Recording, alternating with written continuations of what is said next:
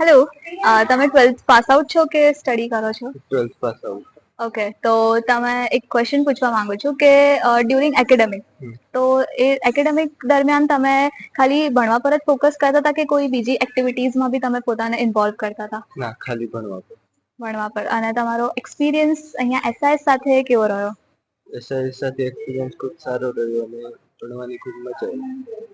એક question sir તમને કે તમે એવી કઈ વસ્તુ એવી કઈ ક્વોલિટી તમને એસઆઈએસ ની સારી લાગી કે તમે તમારા સનને અહીંયા મૂક્યું, એડમિશન લીધું?